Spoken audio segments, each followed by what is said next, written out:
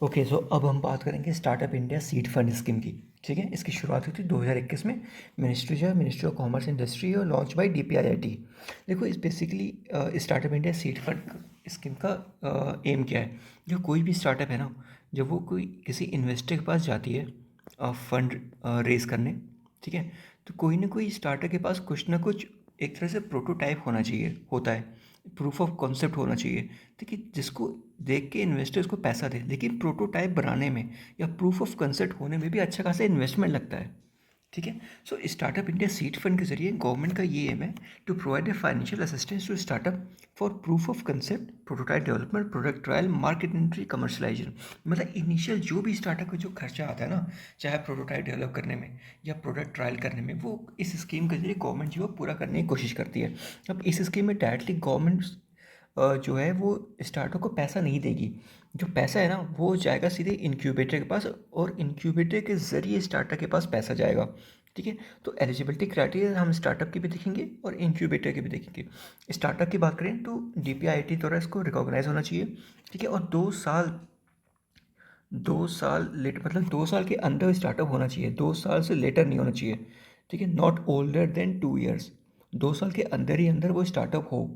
ठीक है, ऐसा ना हो कि 2 साल से ज़्यादा हो चुका हो स्टार्टअप को, 2 साल से कम होना चाहिए स्टार्टअप को का जो फाउंडेशन ईयर है। ठीक है, और अभी तक ना 2 साल के अंदर उसको ऐसा 10 लाख तक का कोई फंड रिसीव ना हुआ हो, न चाहे सेंट्रल गवर्नमेंट या स्टेट स्कीम या स्टेट गवर्नमेंट की स्कीम हो। ठीक है, it should not have received more than 10 lakh of monetary support either under central government और अंडर स्टेट गवर्नमेंट स्कीम। ठीक है, और जो प्रमोटर हो ना वो इंडियन हो। इसका मतलब ये है जो मेजर शेयर होल्डिंग है 51% वो इंडियन के पास हो, कम से कम 51% इंडियन के पास हो। ठीक है, ओके। अब जो फंड होगा वो ग्रांट में भी मिल सकता है, वो डेट में भी मिल सकता है, या फिर कन्वर्टेबल डिवेंचर के रूप में भी मिल सकता है। ठीक है, ये हमने स्टार्टअप का देखा क्राइटेरिया। अब हम देखेंगे इंक्यूबेटर क्राइटेरिया। देखो, इंक्यूबेटर लीगल एंटिटी होनी चाहिए। अब देखो, अगर इंक्यूबेटर ना सेंट्रल गवर्नमेंट या स्टेट गवर्नमेंट के द्वारा एक बार भी असिस्टेड है, मतलब एक बार भी सेंट्रल गवर्नमेंट या स्टेट गवर्नमेंट ने असिस्ट किया है इंक्यूबेटर को, तो जो ऑपरेशनल पीरियड होगा ना, कम से कम 2 साल का होना चाहिए।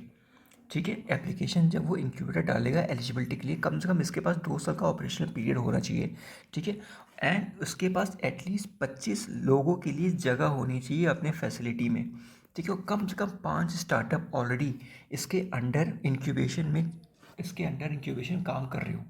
कम से कम 5 स्टार्टअप को ये देख रहा हो। ठीक है, अंडर दिस इंक्यूबेशन। ठीक है, और एक इसके पास फुल टाइम CEO। लेकिन सारे कंडीशन तब है जब एक बार भी उसको असिस्टेंस दिया गया सेंट्रल गवर्नमेंट स्टेट गवर्नमेंट द्वारा। अगर इसको असिस्टेंस नहीं मिला है तो जो ऑपरेशनल पीरियड है ना, वो 2 साल नहीं, वो 3 साल होगा। ठीक है, और एटलीस्ट 10 सेपरेट स्टार्टअप को वो इंक्यूबेट कर रहा होगा। अगर असिस्टेंस मिला है तो 5 था, 5 स्टार्टअप को इंक्यूबेट कर रहा होता। इसमें 10 है अगर नहीं असिस्ट किया गया सेंट्रल गवर्नमेंट या स्टेट गवर्नमेंट द्वारा। ठीक है, और जो प्रेजेंट, और एक चीज़ और है कि जो उसका ऑडिट एनुअल रिपोर्ट हो एटलीस्ट फॉर लास्ट 2 ईयर्स। मतलब जो ऑडिट एनुअल रिपोर्ट हो, 2 साल का ऑडिट एनुअल रिपोर्ट होगा, रिपोर्ट देना होगा इंक्यूबेटर को, गवर्नमेंट को। ठीक है, अगर ये सेंट्रल गवर्नमेंट या स्टेट गवर्नमेंट द्वारा असिस्टेड नहीं है। ठीक है, ओके। तो अब चलते हैं की फीचर पे, इस स्कीम के की फीचर के बारे में। तो देखो, 2021 में आया था, तो 4 साल तक चलेगा स्कीम। ठीक है, टोटल आउटले जो है वो 945 करोड़ का है, इसको 950 करोड़ मान सकते हो। 4 साल के लिए स्कीम चलने वाला है। अब है क्या ना कि इंक्यूबेटर को 5 करोड़ का ग्रांट मिलेगा 3 या मोर इंस्टॉलमेंट के अंदर, 3 या मोर देन 3 इंस्टॉलमेंट के अंदर 5 करोड़ का ग्रांट इंक्यूबेटर को मिलेगा।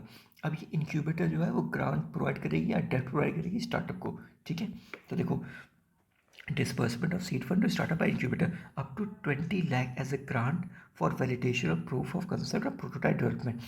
मतलब प्रोटोटाइप डेवलपमेंट या प्रूफ ऑफ कंसेप्ट कम से कम 20 लाख, सॉरी ज़्यादा से ज़्यादा 20 लाख रुपए ग्रांट के रूप में इंक्यूबेटर स्टार्टअप को प्रोवाइड कर सकती है। ठीक है, for proof of concept and for prototype development up to 20 lakh है। 10 लाख भी हो सकता है, 15 लाख भी हो सकता है, मैक्सिमम मैक्सिमम 20 लाख है।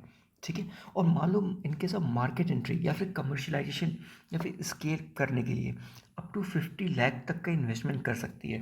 ठीक है, लेकिन ये जो इन्वेस्टमेंट करेगी ना, ये ग्रांट के रूप में नहीं होगा, ये कन्वर्टेबल डिबेंचर के रूप में हो सकता है या फिर डेप्ट के रूप में हो सकता है। ठीक है, 20 लाख रुपए देगी प्रूफ ऑफ कंसेप्ट के लिए या फिर प्रोटोटाइप डेवलपमेंट के लिए, और अप टू 50 लाख रुपए दे सकती है फॉर मार्केट एंट्री के लिए। ठीक है, बाकी और कुछ स्कीम में नहीं है। ठीक है, ओके, थैंक यू।